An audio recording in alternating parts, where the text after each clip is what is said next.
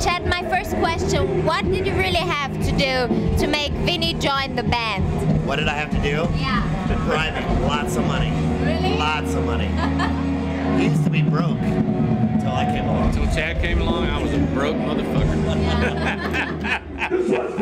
So you're glad now?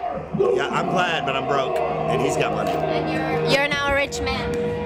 Thanks to Chad. Yeah. So you kind of helped each other. Yeah, we do help each other.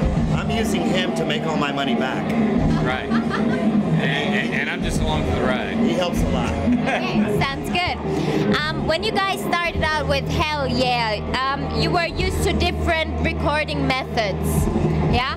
Can you please tell us more about your working process? How we record?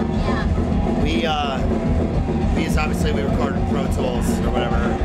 We mic everything up and we hit the space bar and we literally just start playing, and then we work it. I don't think that there's a single note that Hell Yeah's ever played that isn't recorded somewhere on some hard drive, somewhere in the house or whatever. We record every note, and we'll go through and we put it together and we work things out, but it's always running. We always keep it running because him and his brother had a philosophy that you just, that if you just do it that way, you never have to go back and try to think, what was that part? You can go back and use it as a reference and go back. You know what I mean? So, You write and record as you record and write. So it's all there, it's always there. There's a lot of magic and spontaneity, and you can't duplicate that sometimes. So you got to get it the first time it happens, and that's how we do it. Chad, your lyrics are sometimes very personal, like in the song Thank You and Better Man. When you go to the studio to record the songs, do you talk with the guys about the background of your songs? We don't really guide each other. I think it's important that everybody kind of brings their own thing to the table. And if anything, as far as critiquing goes, we'll critique each other musically to push each other. But I think that they have a lot of faith that what I write is going to mean something. It's not just like, stupid shit, It means something. It makes it, when you write things that are personal to you, it makes it, you get that connection with the audience, and whether they're listening to it on CD or if you're playing live, they build that connection. In writing that way, there's a level of vulnerability, and I think when you're vulnerable to people, it makes them want to trust. You know what I mean? They believe. I don't want to be a fucking liar.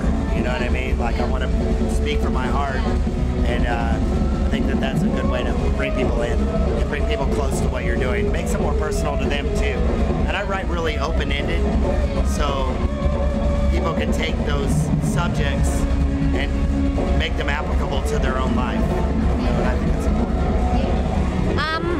Winnie, one of your influence is Tommy Aldridge, I heard, who worked with Gary Moore, with Ozzy, Whitesnake. Which part of his work do you like most? Well, Tommy's a Dallas boy, which is great. He's from Dallas also.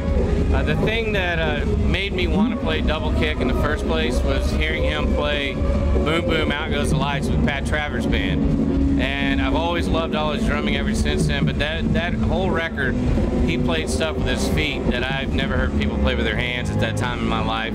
And so he was very influential on me, and still to this day, he's going, I don't know who he's playing with now. I heard he's back in Whitesnake, so he's awesome, and I got so much respect for him. He's a great drummer. Vinnie, please tell us more about the song One Little Cowboy. Okay, I think you're talking about the song that my dad wrote way back when called I Want a Little Cowboy, but We're Gonna Have a Cowgirl. I don't know how that came about, but my dad actually wrote it about me, and just when him and my mom hooked up, One Little Cowboy, it's just, I guess that was his way of saying, that's what I'm gonna have as a kid, so it worked out cool. I want a little cowboy, and mama's gonna give me that. There you go. Congratulations. Nice one. The ultimate hell yeah show, okay? Where should it take place? Any ideas like Madison Square Garden, the ISS? I think everywhere we go is where it takes place. You know, I felt like today it was an awesome show and a great way to showcase what we do. And it's a beautiful day out there. You know, we played this last time and it was so fucking hot. It was miserable. I mean, it was.